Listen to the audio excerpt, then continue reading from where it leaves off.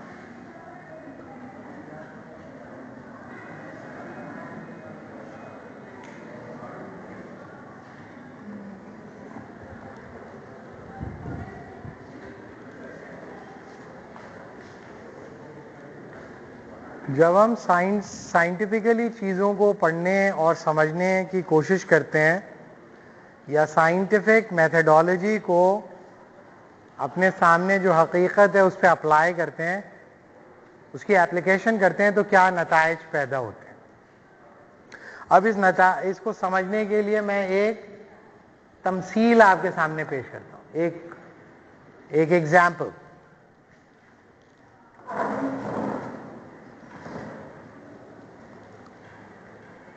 یہ 19ویں صدی کے اندر ایک بچے نے, ایک 17 سال کے بچے نے اپنی ماں اور بہنوں کو قتل کر دیا. اس بچے کا نام تھا رائیور, فرینچ تھا یہ. اس کہانی کو جو اب میں آپ کے سامنے بتا رہا ہوں, کس نے مینشن کیا, اس کا نام ہے میشیل فوکو. میشیل فوکو اس ایگزامپل کو ایکسپلین کرتا ہے. اس ایگزامپل سے ہمیں یہ سمجھنے کی کوشش کریں گے کہ جب ہم سائنٹیفک میتھڈالوجی کو اپلائی کرتے ہیں زندگی کو سمجھنے کے لیے, تو اس کے نتائج کیا نکلتے ہیں. ٹھیک ہے. تو میشیل فوکو یہ بتاتا ہے کہ اس بچے نے جب اپنی ماں اور بہن کو قتل کر دیا تو اس کے بعد اس کے اوپر کیس چلا. جب اس کے اوپر کیس چل رہا تھا, اس دوران میں اس بچے نے اپنی زندگی کی کہانی لکھی, آٹو بایوگرافی اس نے لکھ دی. آٹو بایوگرافی آپ سمجھتے ہیں نا, سوانح عمری, اپنی اس نے آٹو بایوگرافی لکھ دی.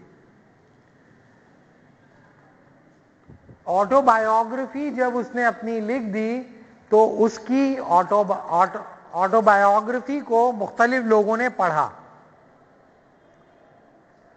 رائیور کی آٹو بایوگرافی کو جب آرٹسٹوں نے پڑھا, تو انہوں نے یہ کہا کہ رائیور نے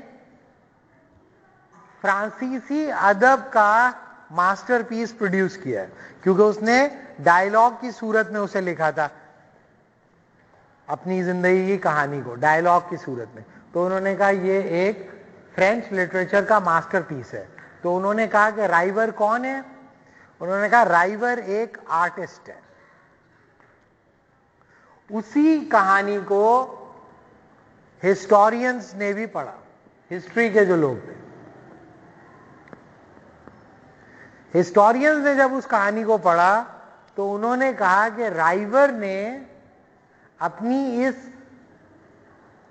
خود ساختہ سوانح عمری کے ذریعے فلسفی آف ہسٹری کے بہت سارے مسائل کا جواب دیا ہے. لہذا رائیور کو انہوں نے کیا سمجھا؟ ایک ہسٹورین. رائیور کون ہے؟ ایک ہسٹورین. رائیور کی اسی آٹو بایوگرافی کو لائرز نے بھی پڑھا, قانون کے لوگوں نے. لائرز نے جب اس ٹیکسٹ کو پڑھا تو انہوں نے یہ کہا کہ رائیور جو ہے اس نے اپنی اس کہانی کے اندر اپنے جرم کا اعتراف کر لیا ہے, اور اس کہانی کے ذریعے اس نے ثابت کیا ہے کہ اس نے کس طرح پلان کر کر اپنی ماں اور بہن کو قتل کیا ہے. لہذا یہ جو کہانی ہے یہ اس کے قتل کا ڈاکیومنٹری پروف ہے, ڈاکیومنٹری پروف ہے, ثبوت ہے, اعتراف ہے, کنفیشن ہے. لہذا رائیور کو سزائے موت دی جانی چاہیے. اسی کہانی کو سائیکالوجسٹوں نے بھی پڑھا, نفسیات دانوں نے. سائیکالوجسٹوں نے جب اس کہانی کو پڑھا تو انہوں نے یہ کہا کہ اس کہانی کو پڑھنے سے یا اس آٹو بایوگرافی کو پڑھنے سے یہ واضح ہوتا ہے کہ رائیور کا ذہنی توازن ٹھیک نہیں ہے. رائیور ایک ذہنی بیماری کا شکار ہے جسے ہم کہتے ہیں ڈیمینشیا پرائکوسس. ڈیمینشیا پرائکوسس کی وجہ سے یہ آدمی نارمل نہیں رہا. لہذا رائیور کو مجرم نہیں سمجھنا چاہیے, رائیور کا علاج ہونا چاہیے. سمجھے؟ ایک ہی چیز کو 4 مختلف علوم کے ذریعے 4 مختلف طریقوں سے پڑھا گیا, 4 مختلف اقسام کے علم رکھنے والوں سے, تو چاروں نے ایک ہی آدمی کے بارے میں 4 مختلف آراء دے دی. اب سوال یہ ہے کہ رائیور کون ہے؟ کیا رائیور آرٹسٹ ہے؟ کیا رائیور ہسٹورین ہے؟ کیا رائیور کرمنل ہے؟ یا رائیور پاگل ہے؟ اب رائیور کے مستقبل کا فیصلہ کون کرے گا؟ رائیور کے مستقبل کا فیصلہ وہ آدمی, کوئی آدمی نہیں کرے گا. رائیور کے مستقبل کا فیصلہ کرے گا وہ علم جو سب سے زیادہ طاقتور علم ہوگا. جس علم کو برتری حاصل ہوگی نا بھائی, وہ علم سچا سمجھا جائے گا اور دوسرے علم کو کچل لے گا وہ. اس کا کیا مطلب ہے کہ علم کے جو سٹرکچرز ہوتے ہیں ان کے درمیان جو تعلق ہوتا ہے وہ مخاصمانہ ہوتا ہے, اینٹاگنسٹک.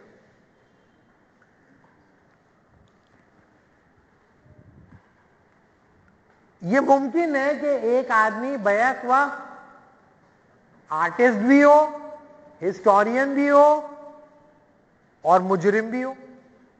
کیوں؟ کیونکہ آرٹسٹ اور ہسٹورین جرم کر سکتے ہیں. یہ بھی ممکن ہے کہ ایک آدمی آرٹسٹ اور ہسٹورین ہو اور پاگل بھی ہو, کیونکہ بہت سارے آرٹسٹ پاگل رہے ہیں. بہت بڑے بڑے آرٹسٹ جیسے ہولڈر پاگل ہو گیا تھا, تو وہ اس نے اپنے آپ کو ایک گنبد میں بند کر دیا تھا, اپنے کام کر کر کے اوپر سے پھینکتا رہتا تھا نیچے.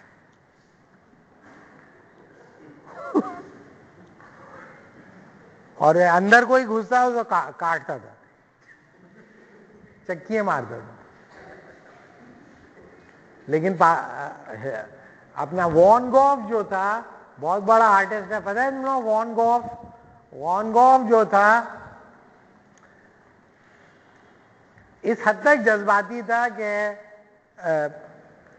بعض جگہوں پہ پاگل ہی لگتا ہے. مثلا یہ کہ اس کی محبوبہ نے ایک بار اس کے کان کی تعریف کی کہ مجھے تمہارا کان اچھا لگتا ہے, تو اس نے اپنا کان ہی کاٹ کے اس کو دے دیا. اس نے کہا تمہیں مجھ میں دلچسپی نہیں, کان میں, یہ لو کان, اب میرے سے نہیں ملنا.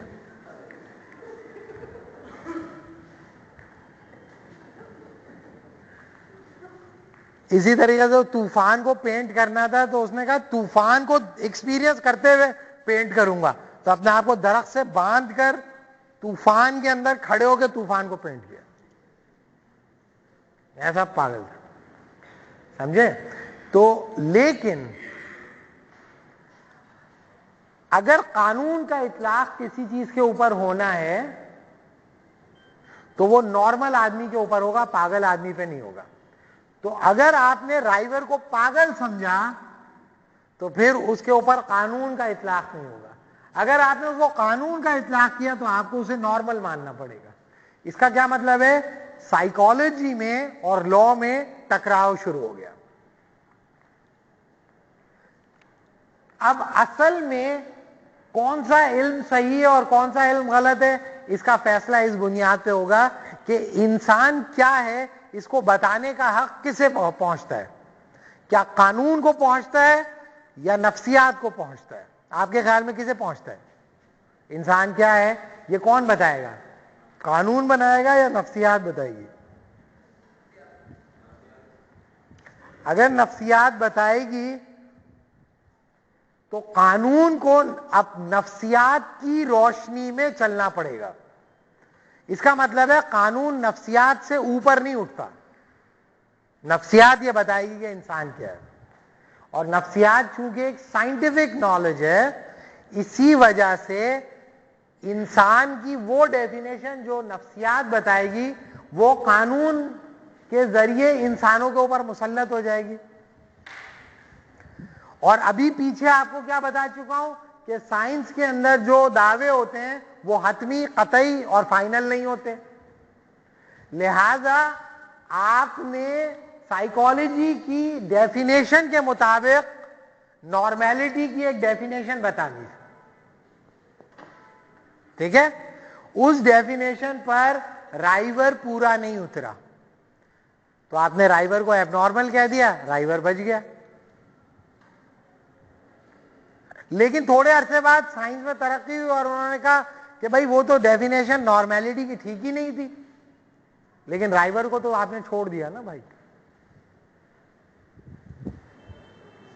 بات سمجھ میں آ رہی ہے آپ کو؟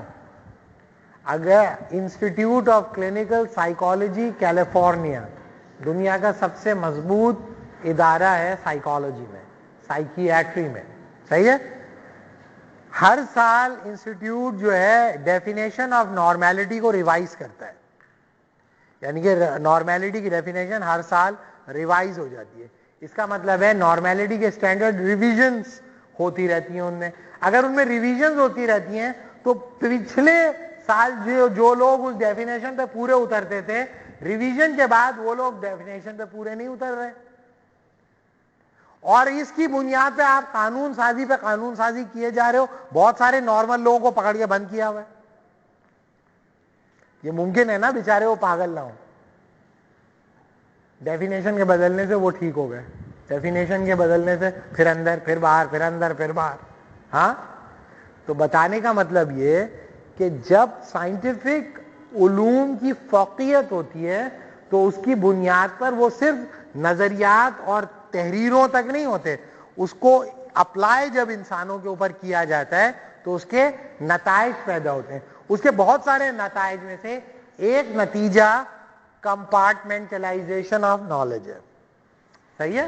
تو اب جب کلاس ختم ہونے تک ہم کمپارٹمنٹلائزیشن آف نالج پہ بات کریں گے. کیوں؟ کیونکہ سائنٹیفک میتھڈالوجی کی جب آپ انسانیت پر ایپلیکیشن کرتے ہیں تو اس کا نتیجہ کیا نکلتا ہے؟ اس کا نتیجہ نکلتا ہے کمپارٹمنٹلائزیشن آف نالج. دیکھیں سائنس کے اندر آپ نے دیکھا ہوگا کہ روز بروز تیزی سے ترقی ہو رہی ہے. ترقی کو ہم لوگ پسند کرتے ہیں. ترقی کو جب ہم لوگ پسند کرتے ہیں تو ہم یہ چاہتے ہیں اس میں اور ترقی ہو اور ترقی ہو اور ترقی ہو.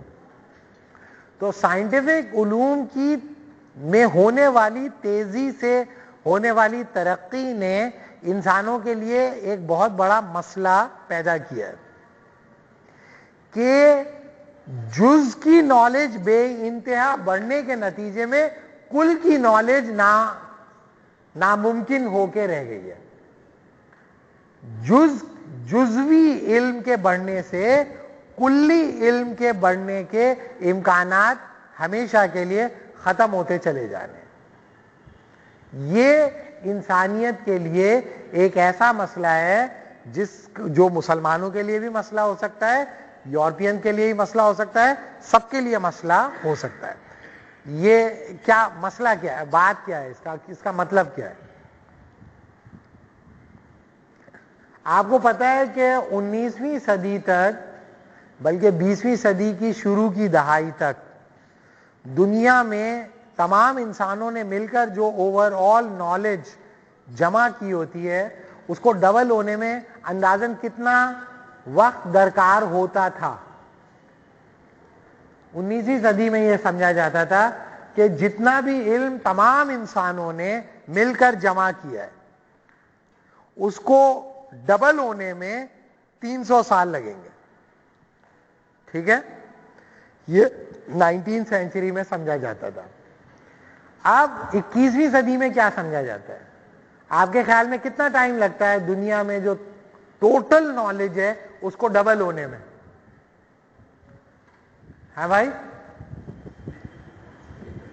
4 گھنٹے لگتے ہیں, 4 آورس. 4 آورس کے اندر اوور آل نالج جو ہے وہ ڈبل ہو جاتی ہے. یعنی کہ صبح جب آپ لوگ نکلے تھے دنیا میں جو اوور آل علم تھا وہ اب تک ڈبل ہو چکا ہوگا. یہ ہے پیس اس کے گروتھ کی. تو نالج اتنی تیزی سے جب بڑھتی ہے تو وہ محفوظ کہاں پہ ہوگی؟ ذہن کے اندر تو محفوظ نہیں ہو سکتی. لہذا کوئی بھی انسان, دنیا کا کوئی بھی انسان عالم ہونے کا دعویٰ نہیں کر سکتا. سمجھے؟ دنیا میں کوئی بھی انسان عالم ہونے کا دعویٰ نہیں کر سکتا. لہذا ہر عالم جز کا عالم ہوتا ہے, کل کا عالم ہو ہی نہیں سکتا, کیونکہ وہ علم اتنا پھیل گیا ہے, اتنا بڑھ گیا ہے کہ اس کا ادراک انسانی ذہن کی حدود سے تجاوز کر گیا. ٹھیک ہے, تو اس کا نتیجہ کیا نکلا؟ ہم صرف انسان کے جسم کو لے لیتے ہیں, ٹھیک ہے, اور دوسرے علوم کو ابھی ہم چھوڑ دیتے ہیں, وقت کی کمی ہے, اسی کو اچھی طرح آپ سمجھ لیں. فرض کیا کہ میڈیکل سائنسز کے اندر بڑی ترقی ہوئی ہے, صحیح ہے, میڈیکل سائنس میں جب ترقی تیزی سے ہو رہی ہے تو انسان کے جسم سے متعلق علوم بھی بہت تیزی سے بڑھ رہے ہیں. ٹھیک ہے, تو جو ڈاکٹر ہوتا ہے, کیا ہم یہ کہتے ہیں کہ اس کے پاس پورے انسان کا علم ہے؟ جیسے کل میں نے آپ سے پوچھا تھا کہ کیا ڈاکٹر جو ہے انسان کے روح کے بارے میں بات کرتا ہے, تو آپ نے کہا تھا انسان کی روح کے بارے میں بات نہیں کرتا, انسان کے جسم کے بارے میں بات کرتا ہے. کیوں؟ کیونکہ روح تجربے میں آتی نہیں, لہذا روح کو تو آپ نکال کے باہر ڈال دو. اچھا چلیں ہم جسم کو لے لیتے ہیں, کیا جسم کے بارے میں پورا علم ہوتا ہے ڈاکٹر کو یا نہیں؟ یس اور نو؟ نو. کیوں نہیں ہوتا؟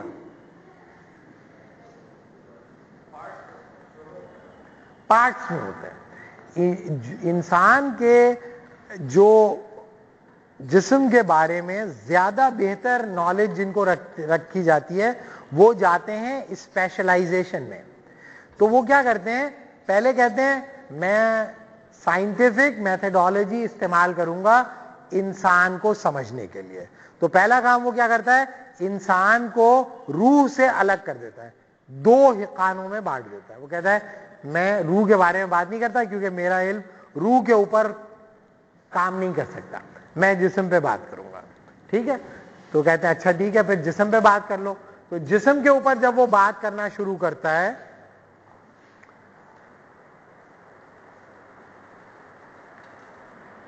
جسم کے اوپر جب وہ بات کرنا شروع کرتا ہے تو اس کا نتیجہ کیا نکلتا ہے؟ وہ کہتا ہے کہ میں پورے جسم کے اوپر بات نہیں کر سکتا. جرنل فزیشنز پوری دنیا میں ختم ہوتے چلے جا رہے ہیں, لہذا وہ کوئی آئی اسپیشلسٹ بن جاتا ہے, کوئی جو ہے وہ آرتھوپیڈک بن جاتا ہے, کوئی جو ہے ہارٹ اسپیشلسٹ بن جاتا ہے, کوئی چیسٹ اسپیشلسٹ بن جاتا ہے, وغیرہ وغیرہ. اچھا, آئی اسپیشلسٹ بن جانے کے بعد بھی پوری آنکھ کو وہ نہیں جانتا, اس کے اندر مزید اسپیشلائزیشن ہوتی ہے. تو کوئی آدمی کہتا ہے میں کارنیا اسپیشلسٹ ہوں, کوئی کہتا ہے میں آئرس اسپیشلسٹ ہوں, کوئی آدمی کہتا ہے کہ میں جو ہے وہ ہارٹ اسپیشلسٹ ہوں، تو وہ کوئی کہتا ہے کہ میں ہارٹ اسپیشلسٹ ہوں، تو پھر ہارٹ کے مختلف پارٹس کے اوپر بات کرتا ہے. اس کا مطلب یہ ہے کہ ایک آدمی جو آئی اسپیشلسٹ ہے، جب وہ یہ کہہ رہا ہے کہ میں آنکھ کے اوپر بات کروں گا اور میں آنکھ کا ہی علاج کروں گا اور سائنٹیفکلی آنکھ کا علاج کروں گا، تو اس کا مطلب کیا ہے؟ جب اس نے میڈیسن پڑھی ہوگی تو پورے جسم کو ہی پڑھا ہوگا نا اس نے. پھر اس نے بتایا کہ انسان کے جسم کے بارے میں معلومات اور علم اتنا بڑھ گیا ہے کہ میں احاطہ نہیں کر سکتا اس کا. تو میں کیا کروں گا؟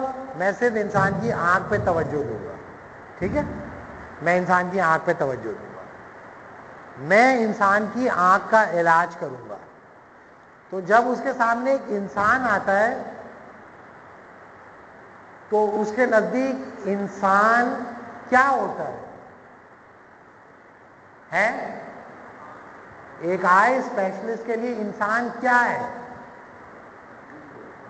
انسان ایک ایسی چیز ہے جس کے اندر ایک ایسی چیز لگی ہوئی ہے جس کے بارے میں اسے پتا ہے. He will focus on your eye. That's it. اس کے علاوہ کچھ نہیں. تو وہ تمہارے کل کے بارے میں کچھ نہیں بتا سکتا، جز کے بارے میں بتائے گا. ٹھیک ہے؟ اچھا، اس کے نتیجے میں اس سے ایک اور بات بھی نکلتی ہے کہ آئی اسپیشلسٹ کہتا ہے کہ میں تمہاری آنکھ ٹھیک کر سکتا ہوں، آنکھ کا مکمل علاج کر سکتا ہوں. اس کا کیا مطلب ہے بھائی؟ اگر وہ کہہ رہا ہے میں آنکھ کا مکمل علاج کر سکتا ہوں، اس کا کیا مطلب ہے؟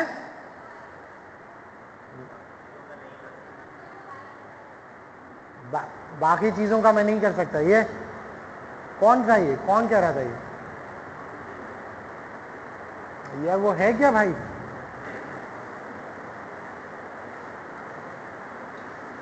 دے دو بھائی وہاں.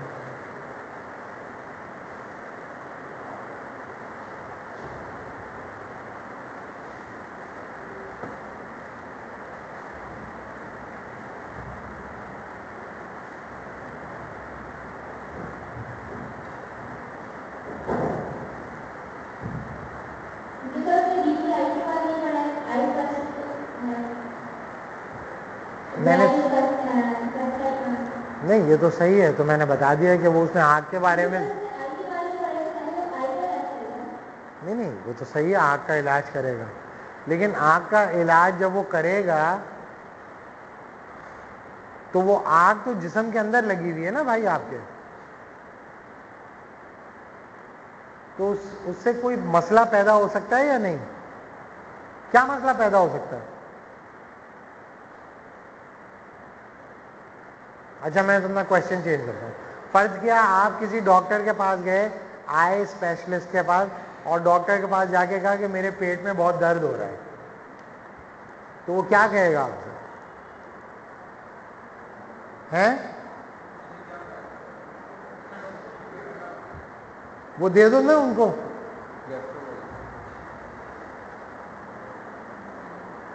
کوئی بھائی بولنا چاہ رہے ہیں تو بتاؤ.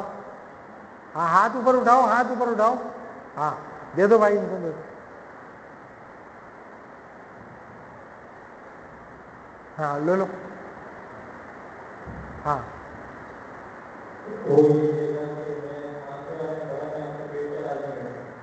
صحیح ہے. ایک تو وہ کہہ دے گا، یہ تو انہوں نے بتایا، وہ یہ کہے گا کہ میں آنکھ کا علاج کر سکتا ہوں، لیکن اس کا مطلب یہ ہے کہ وہ یہ کہہ رہا ہے کہ تمہاری آنکھ کا اور تمہارے پیٹ کا کوئی تعلق نہیں ہے. میں جب پوری آنکھ کا علاج کروں گا تو اس کا کوئی اثر تمہارے پیٹ پہ نہیں پڑے گا. کیا وہ یہ کہہ سکتا ہے؟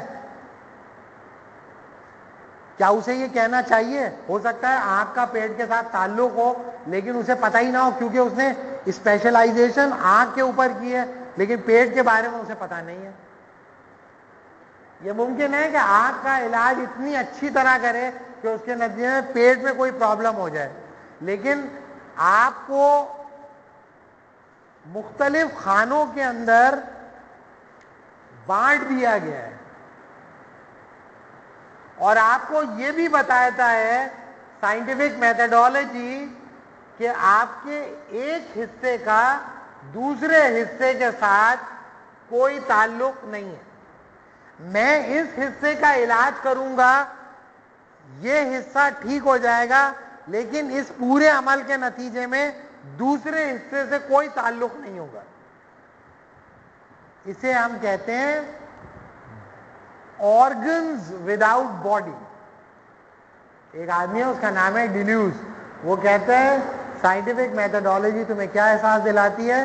تم آرگنز ہو وداؤٹ باڈی۔ کیوں؟ کیونکہ تمہارے آرگنز کا مختلف لوگ مختلف طریقوں سے علاج کرتے ہیں اور تمہارے پورے جسم کا علاج کوئی نہیں کرتا، تمہارے پورے وجود کو کوئی نہیں سمجھتا۔ تو تمہارے پورے وجود کو جب وہ نہیں سمجھتا تو تم پھر اصل میں اس انسان کے لیے کیا ہو؟ پارٹس ہو۔ تم you are nothing just part. تم آنکھ ہو، اس کو ایک الگ دیکھے گا، تم ایک زبان ہو، اس کو کوئی اور دیکھے گا، تم ایک بھیجا ہو، اس کو کوئی اور دیکھے گا، تمہارے لنگز ہیں، ان کو کوئی اور دیکھے گا، لیکن یہ تمام علوم کو ملا کر سنتھیسائز کرنے والی کوئی ایک ہستی تو موجود ہے ہی نہیں۔ اور کوئی کہے کہ سائنٹیفک نالج، تو سائنٹیفک نالج تو تجزیہ کر کے حقیقت کو مختلف حصوں میں بانٹتی چلی جاتی ہے، لیکن حقیقت کے کل کا تجربہ کوئی بھی نہیں کرتا۔ نتیجہ یہ ہوتا ہے کہ تم ایک پارٹ سے کا مسئلہ حل کرتے ہو، دوسرے پارٹ کے بارے میں اسے کچھ پتہ نہیں ہوتا اور دوسرا پارٹ اس سے افیکٹ ہو جاتا ہے۔ پہلے زمانے میں کچھ لوگ ہوتے تھے جو کہتے تھے کہ نالج کے ہر حصے کا دوسرے حصے کے ساتھ نیسیسری ریلیشن شپ ہوتا ہے۔ جب تم ایک حصے کو چھیڑتے ہو تو دوسرا حصہ بھی متاثر ہو جاتا ہے۔ عالم کے لیے ضروری ہے کہ وہ سب کو جانتا ہو تبھی چھیڑے، ورنہ مت چھیڑو۔ دنیا بھر میں ایک پرابلم ہے جسے میڈیکل سائنسز میں کہتے ہیں آئیوٹروجینیسس پرابلم۔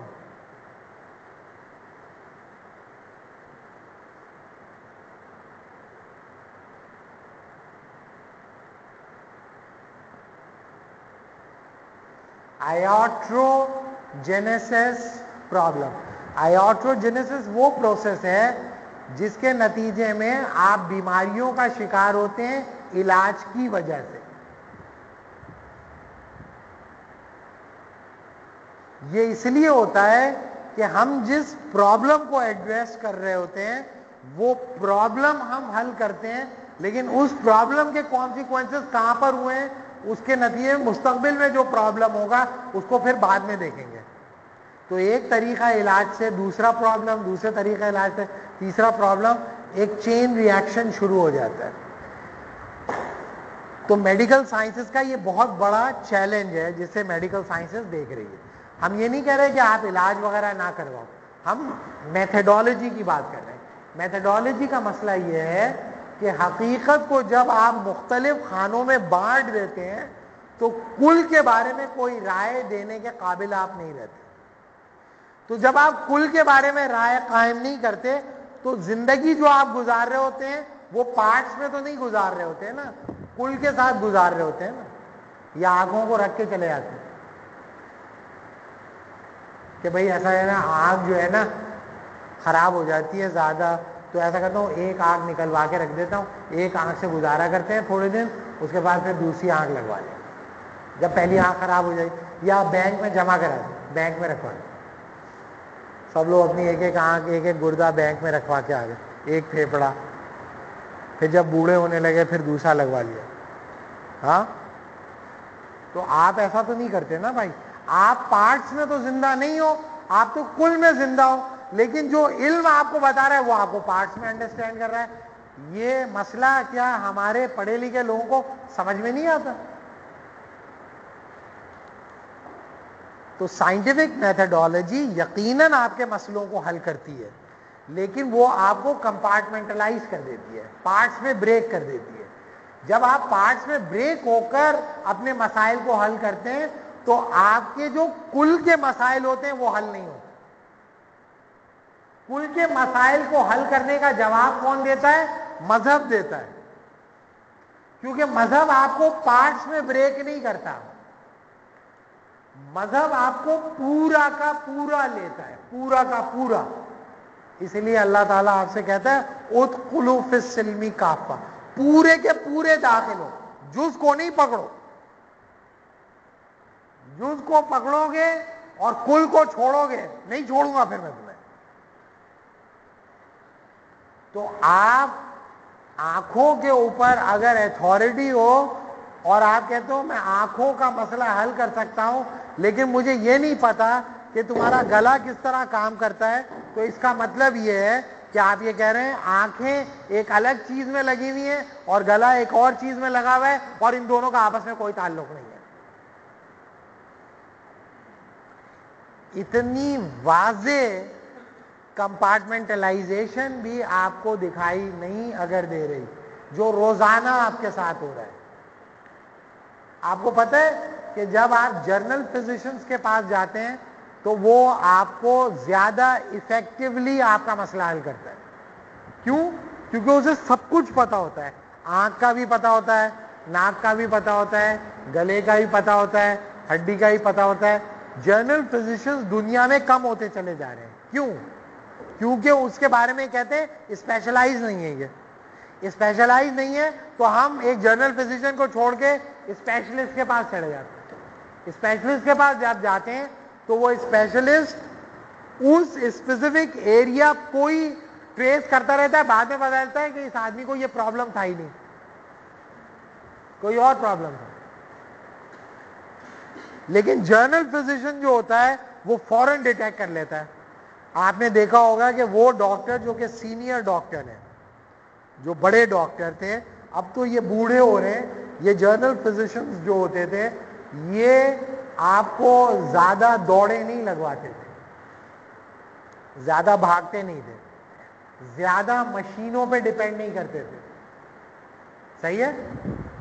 ہمارے جاننے والے ان کو چیسٹ اسپیشلسٹ کے پاس لے کے جایا جا رہا تھا مستقل اور مسلسل, اور ان کے پیٹ میں تکلیف ہوتی تھی, تو وہ جاتے تھے یا تو چیسٹ اسپیشلسٹ کے پاس یا وہ جاتے تھے اسٹمک اسپیشلسٹ کے, ایبڈومنل. یہ ایک بار ہم ان کو لے کے چلے گئے جرنل فزیشین کو, پرانا ڈاکٹر ہے بڑا, اس نے اس کو لٹایا اور ہاتھ سے اس کے باڈی کو اس نے چیک کیا, اور انہوں نے کہا اس کو اپینڈیسائٹس ہے. اب اپینڈیسائٹس کا جو پین ہوتا ہے وہ نیچے کی طرف ہوتا ہے, اس کو یہاں پہ پین ہوتا تھا. تو ہم نے کہا کہ ڈاکٹر صاحب اس کو تو یہاں پر ہوتا ہے پین.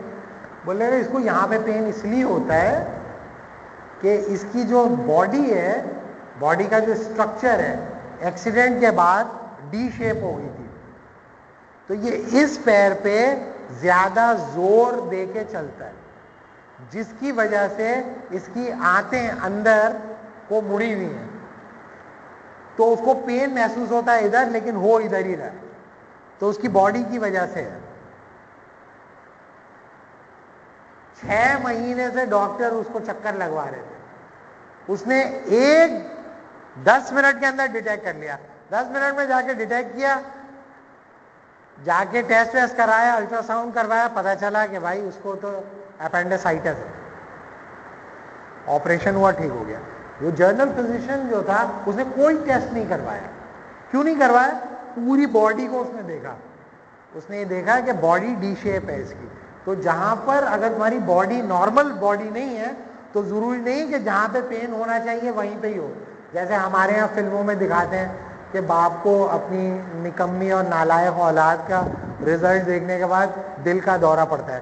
تو دل کا دورہ جب پڑتا ہے تو ایکٹر جو ڈرامے کرتے ہیں وہ کہاں پہ پکڑتے ہیں دل؟ یہاں ہے.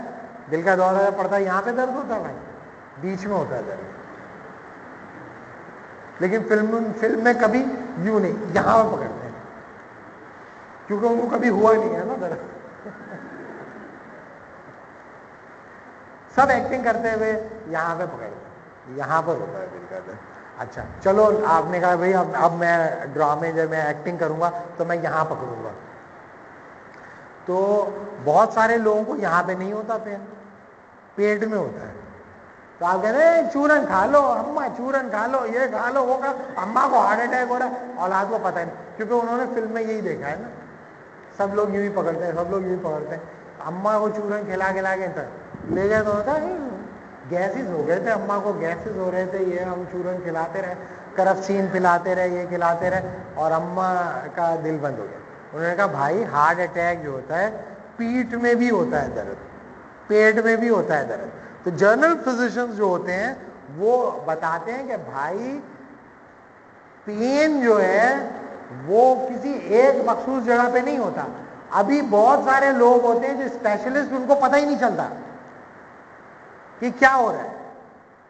اور جب آپ ایک اسپیشلسٹ کے پاس چلے جاتے ہیں تو وہ کہتا ہے کہ اس کا مطلب ہے سارے مسائل ان کو پتہ چل گئے. اب اصل مسئلہ میرا کام ہے کہ ان کے ہارٹ کو ہی ٹھیک کرنا ہے. ہارٹ کا مسئلہ ہو یا نہ ہو, ہارٹ کو چھوڑوں گا نہیں میں, کچھ نہ کچھ تو کروں گا اب اس کے ہارٹ کے ساتھ.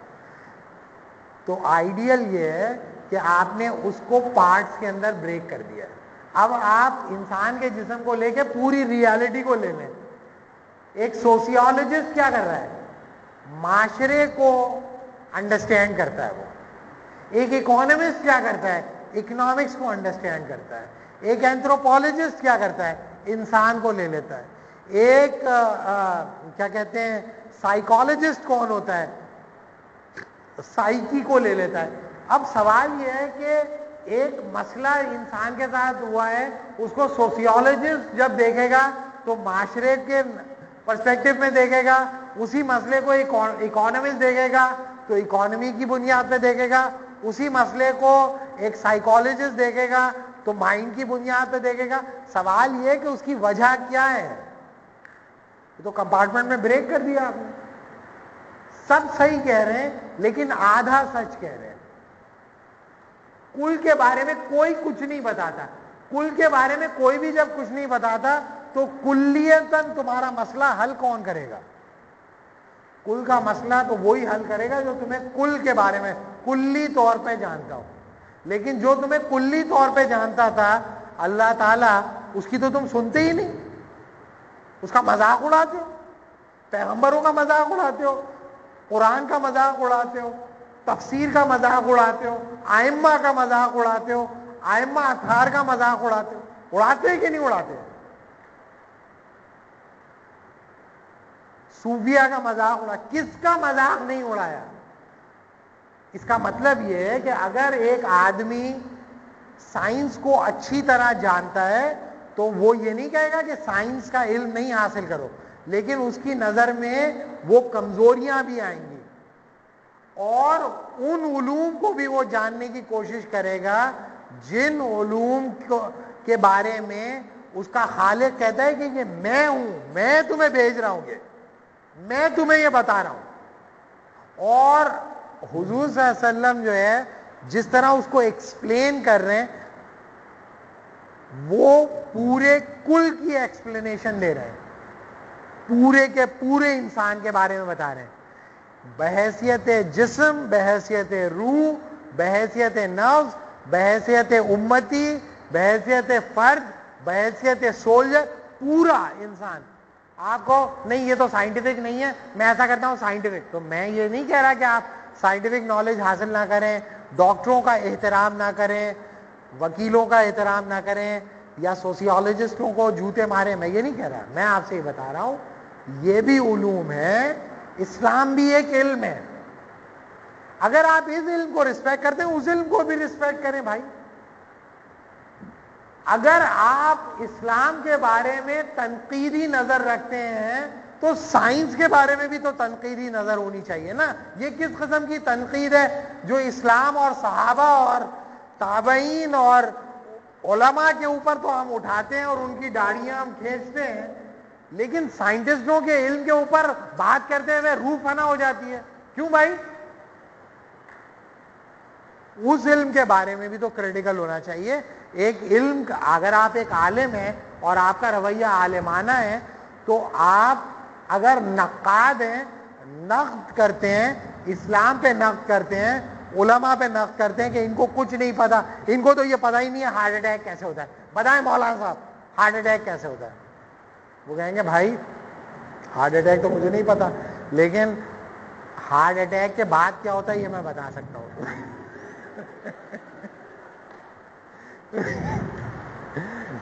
ہارٹ اٹیک سے پہلے کیا ہوتا ہے اور ہارٹ اٹیک کے بعد میں کیا ہوتا ہے میں بتا سکتا ہوں تمہیں, سمجھے؟ تو ہم ایک جگہ ہم ڈسکشن کر رہے تھے تو ایک صاحب بڑے عظیم آدمی تھے, وہ بہت پڑھے لکھے آدمی تھے, تو ان سے میں عموماً بحث نہیں کرتا, میں لوگوں کی بات سنتا ہوں خاموشی سے, زیادہ بحث نہیں کرتا. تو وہ میں خاموشی سے ان کے علم کے موتی سمیٹے جا رہا تھا, تو ان کو یہ شک تھا کہ میں انہیں بے وقوف سمجھ رہا ہوں. ان کا یہ خیال تھا کہ میں ان سے بات نہیں کر رہا تو میں انہیں بے وقوف سمجھ رہا ہوں. تو بولے کہ آپ کیا مجھے بے وقوف سمجھ رہے ہیں؟ میں تو آپ کو کچھ نہیں کہہ رہا, میں تو سن رہا ہوں آپ کی بات. تو انہوں نے یہ کہا کہ بھائی آپ مجھے یہ بتائیں کہ اسلام نے اگر انسانوں کے تمام مسائل کو حل پیش کیا ہے تو پھر لوگ جو ہے مسلم معاشروں میں اتنے مسائل کیوں ہیں؟ تو واحد حل یہ ہے کہ ہم مسلم معاشروں کو سائنسی بنیادوں پہ سمجھیں, کیونکہ ثابت ہو چکا ہے کہ اسلام مسائل کا حل پیش نہیں کرتا. تو میں نے کہا بھائی کیا سائنس مسائل کا حل پیش کرتی ہے؟ کیا سائنس نے مسائل کا حل پیش کر دیا ہے یا نہیں؟ تو انہوں نے کہا جی سائنس کے نتیجے میں ترقی ہوئی ہے, سائنس کے نتیجے میں یہ ہوا, یہ ہوا, یہ ہوا, یہ ہوا, یہ ہوا.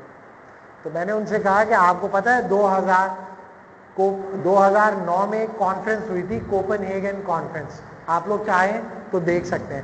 2009 کے دسمبر میں دنیا میں ایک کانفرنس ہوئی کوپن ہیگن میں, اور اس میں دنیا کے تمام بڑی ریاستوں کے حاکم, چاہے وہ وزیر اعظم ہو یا پریزیڈنٹس ہوں یا کنگ ہوں, وہ سب اس کانفرنس کے اندر موجود تھے.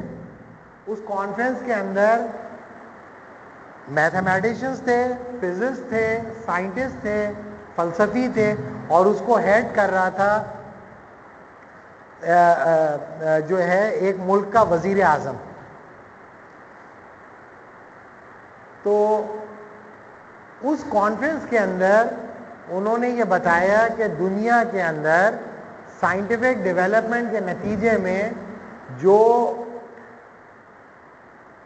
گلوبل وارمنگ ہوئی ہے اس کے نتیجے میں 2050 تک دنیا میں اتنے زبردست قسم کے کلائمیٹ چینج ہوگی کہ تمام انسان مارے جائیں گے, تمام انسان 2050 تک اس نیچرل ڈیزاسٹرز کے ذریعے مارے جا سکتے ہیں. اگر بچ گئے تو یہ میریکل ہوگا.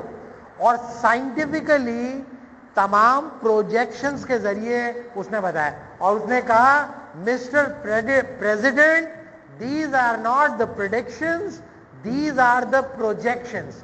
پریڈکشنز اور پروجیکشن میں فرق یہ ہوتا ہے کہ وہ گرافیکلی کنسٹرکٹ کی جاتی ہے, ٹھیک ہے, کہ اگر ہم یہ بتا رہے ہیں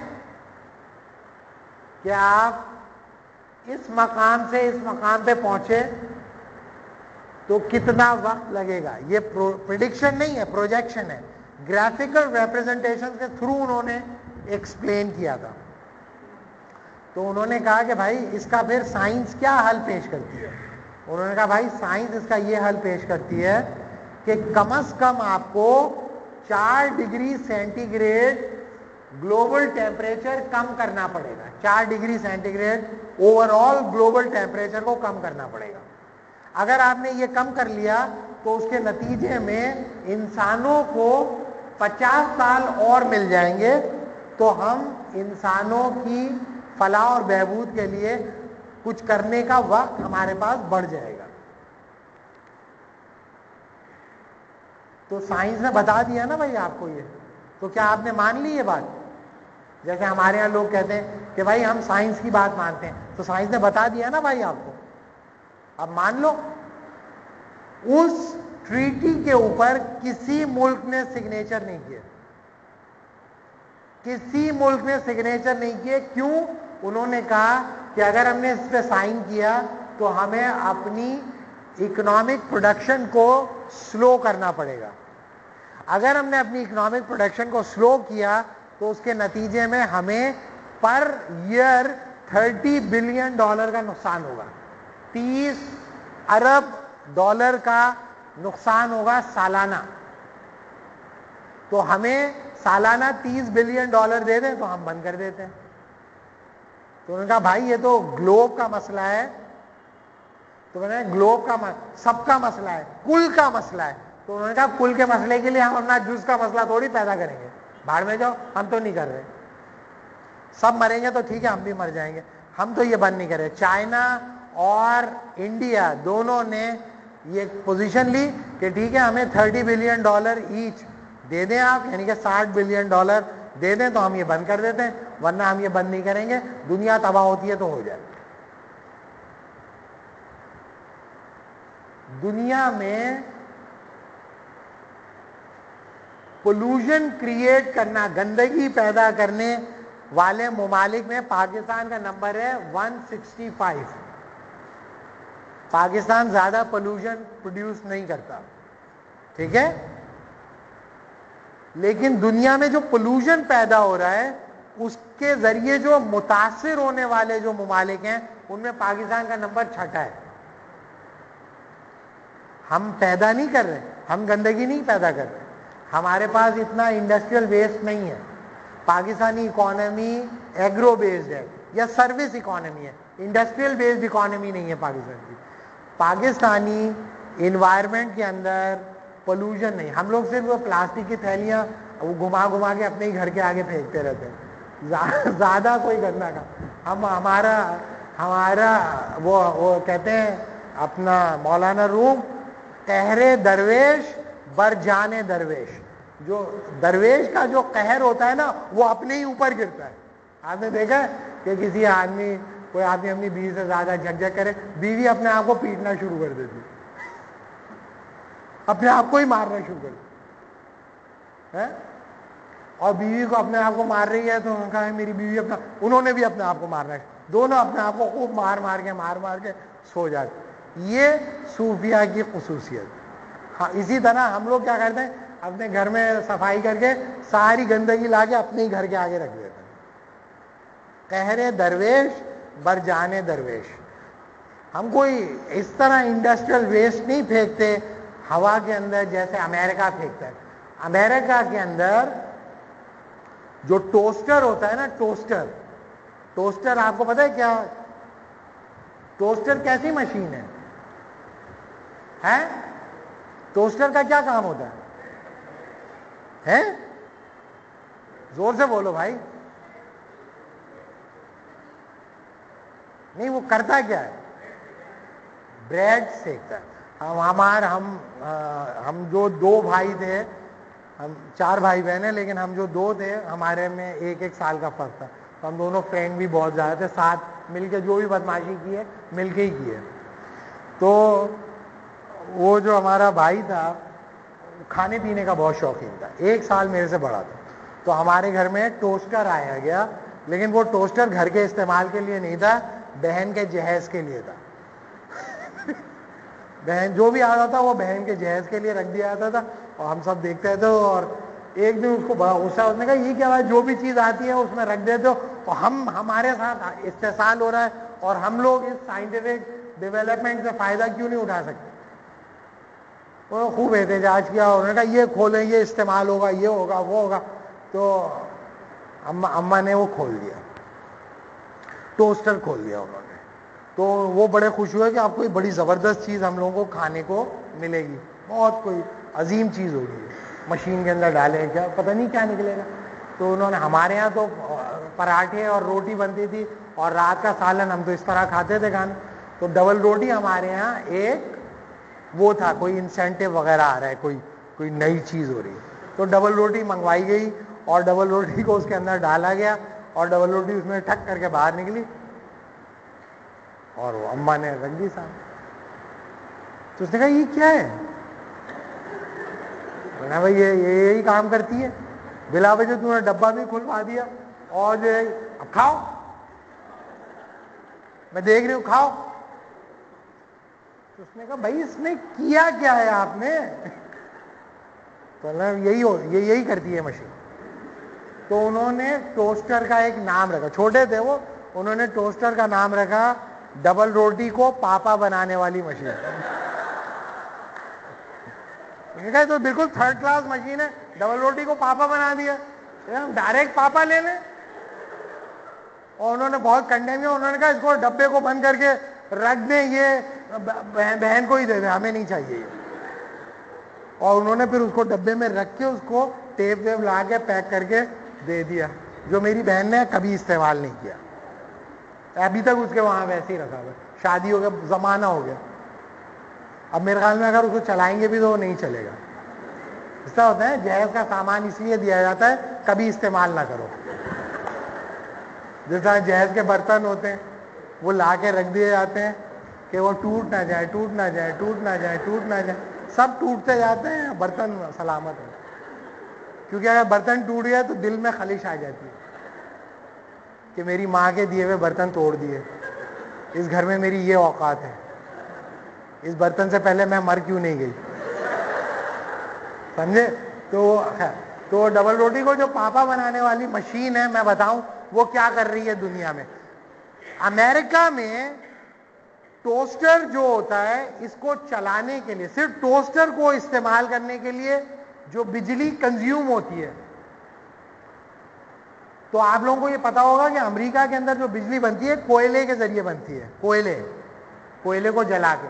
تو جب کوئلے کو جلایا جاتا ہے تو اس سے ان برن کاربن انوائرمنٹ میں جاتا ہے، ٹھیک ہے؟ تو ٹوسٹر کو چلانے کے لیے جتنی انرجی پروڈیوس ہوتی ہے اس سے جتنا ان برن کاربن ایئر میں شامل ہوتا ہے، امریکہ میں بھوٹان جیسے 7 ملک جتنا پولوشن پروڈیوس کرتے ہیں نا، وہ صرف ٹوسٹر چلانے کے نتیجے میں پیدا ہونے والے پولوشن کے برابر ہے. 7 ملک مل کے جتنی گندگی کریں نا، اور ایشین کنٹریز ایسے، ایشین کنٹریوں گندگی پیدا کرنے کا بڑا شوق ہوتا ہے. تو بھوٹان چھوٹا ملک ہے، لیکن بھوٹان جیسے 7 ملک مل کے پورے سال میں جتنی گندگی پھیلاتے ہیں، امریکہ کے اندر ایک سال میں ٹوسٹر جلانے سے اتنا پولوشن پروڈیوس ہوتا ہے. تو لوگوں نے امریکن سے یہ کہا کہ بھائی یہ اپنا پولوشن کنٹرول کرو. تو امریکن پریزیڈنٹ نے کہا we are the most superior nation on the face of the earth because we consume the most technology, highly technologically driven society. ہم دنیا کی سب سے عظیم سویلائزیشن اس لیے ہیں کہ ہم ہر کام ٹیکنالوجی کے ذریعے کرتے ہیں. تو ایک امریکن ایک پریزیڈینشل کینڈیڈیٹ تھا، آپ لوگ شاید جانتے ہو، اس کا نام ہے ایل گور. ایل گور الیکشن میں ہار گیا تھا. حقیقتاً الیکشن میں وہ جیتا تھا لیکن ریگنگ کر کے اسے ہرا دیا تھا. کیوں؟ کیونکہ وہ بہت سارے کام نہیں کرنا چاہ رہا تھا جو اس سے کروایا جا رہا تھا. ایل گور جو ہے اس نے کہا کہ بھائی تم کہہ رہے ہو کہ تم سپیریئر ترین نیشن ہو دنیا کی، حقیقتاً دنیا میں سب سے زیادہ، یہ کیوں نہیں کہتے کہ دنیا میں سب سے زیادہ پولوشن پروڈیوس کرنے والی کنٹری ہوگی؟ جو سب سے زیادہ ٹیکنالوجی استعمال کرے گا سب سے زیادہ پولوشن بھی وہی پروڈیوس کرے گا. تو میں آپ کو صرف یہ نہیں کہہ رہا کہ آپ ٹیکنالوجی استعمال نہ کریں، میں آپ کو یہ بتا رہا ہوں کہ جس طرح لوگ ریلیجن کو کنڈیم کرتے ہیں نا کہ دیکھیں مذہبی لوگوں کے وجہ سے یہ مسئلہ ہو گیا، یہ مسئلہ ہو گیا، تو بھائی اگر آپ اس پہ تنقیدی نظر رکھتے ہیں، مذہبی لوگوں کو مسائل نہیں پیدا کرنے چاہیے، لیکن سائنٹیفک جو کمیونٹی ہے اس نے بھی تو مسائل تھا، اس کے بارے میں بھی تو تمہیں تنقیدی نظر رکھنی چاہیے. ٹیکنالوجی کے استعمال کو کم کرنا چاہیے نا تھوڑا. ہم تو ٹیکنالوجی کے استعمال کو قابل فخر انداز میں کیے جا رہے ہیں. ابھی میں ایک کانفرنس میں گیا تو میرے پاس لیپ ٹاپ نہیں ہے، تو میں جب وہاں گیا تو اس نے کہا کہ بھائی ایسا کرو کہ تمہاری جو وہ تھی پریزنٹیشن، وہ پریزنٹیشن جو ہے وہ تم جو ہے وہ اپنے لیپ ٹاپ سے کرو گے یا. میں نے کہا بھائی میرے پاس تو لیپ ٹاپ ہی نہیں ہے. لیپ ٹاپ نہیں ہے تمہارے پاس؟ اچھا تو پھر موبائل. میں نے کہا میرا موبائل تو یہ حضرت آدم علیہ السلام اپنے ساتھ تشریف لائے تھے، اس وقت کا ہے یہ، تو اس کے ذریعے یہ نہیں ہے صلاحیت. تو بولنے کہ اچھا تو پھر ایسا کرو کہ تم یہ میرا لیپ ٹاپ لے لو اور اس میں ہی کر. میں نے کہا مجھے تو یہ کرنا ہی نہیں آتا، میرے تو اسسٹنٹ ہوتے ہیں وہ یہ کام کرتے ہیں، میں تو صرف بولتا ہوں اور وہ ٹائپ کرتے ہیں. ہمیشہ جب بھی میں گیا ہوں مجھے اسسٹنٹ ملے. بولنا اچھا تو تم ریسرچ کیسے کرتے ہو؟ میں نے کہا میں تو ہاتھ سے لکھتا ہوں، کبھی لیٹ کے لکھ رہا ہوتا ہوں، کبھی الٹا لیٹ کے لکھتا ہوں، کبھی کھڑے ہو کے لکھتا ہوں، کبھی کچھ کرتا ہوں. تو میں تو کمپیوٹر استعمال نہیں کرتا زیادہ. چکرا گئی وہ. اس نے کہا کہ 2013 کے اندر ایک ایسا آدمی جو 3 سال سے ہمارے ریسرچ پروجیکٹ میں شامل ہے وہ ٹیکنالوجی استعمال نہیں کرتا. تو کیسے پھر تم سروائیو ایسوسیٹ پروفیسر کیسے بن گئے تم؟ میں نے کہا بھائی میں ریفلیکٹ کرتا ہوں زیادہ. تو جب میں نے پریزنٹیشن دی اس نے کہا کہ بھائی یہ 200 لوگ بیٹھے ہوئے ہیں، پاور پوائنٹ کے بغیر تم کیسے انگیج کرو گے ان کو؟ میں نے کہا بھائی میں آئی ٹو آئی کانٹیکٹ میں انگیج کرتا ہوں لوگوں کو. تو لوگوں کو 20 منٹ کا ٹائم دیتے تھے، مجھے انہوں نے 1 گھنٹہ 45 منٹ دیے. 1 گھنٹہ 45 منٹ تک انگیج رکھا میں نے ان کو. اس لیے نہیں، اس لیے کہ میں ٹیکنالوجی پہ ڈیپینڈنٹ نہیں ہوں. میں نے اس پہ جھوٹ بولا کہ میں یہ استعمال نہیں کرتا، مجھے آتا ہے یہ استعمال کرنا، لیکن میں اپنا سامان ہمیشہ ہلکا رکھتا ہوں. I always keep my baggage light. جس کے جتنے زیادہ اسٹیکس ہوتے ہیں نا اس کے لیے اتنے مسائل ہوتے ہیں. جو ہلکا ہوتا ہے نا وہ چیزیں چھوڑ کے نکل جاتا ہے. اگر آپ کے پاس ہوتا ہے سامان زیادہ تو آپ کے لیے ہوتا ہے مسائل. تو جب میں کانفرنس میں جاتا ہوں سامان کوئی ایسا خاص نہیں ہوتا، اسٹے لیتے ہوئے جاتا ہوں، ہر جگہ پہ رکتا ہوں، وہ گھومتا ہوں، لوگوں کو دیکھتا ہوں، پھر آگے بیٹھ جاتا ہوں. پھر اگر میرے پاس یہ لیپ ٹاپ ہو، یہ ہو وہ، تو میں اس کو سنبھالوں گا یا دیکھوں گا، گھوموں گا وہاں پر. تو بتانے کا مطلب میں یہ کہہ رہا ہوں آپ سے کہ ہم جو یہ سمجھتے ہیں نا کہ ٹیکنالوجی کے بغیر زندہ نہیں رہ سکتے آدمی، یہ ٹھیک بات نہیں ہے.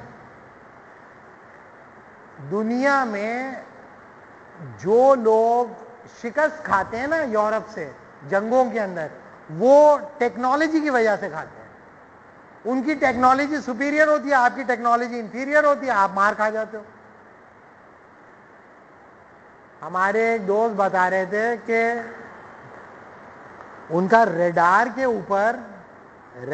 اوپر وہ یہ دیکھ رہے تھے کہ کوئی جہاز جو ہے ہمارے قریب تو نہیں ہے.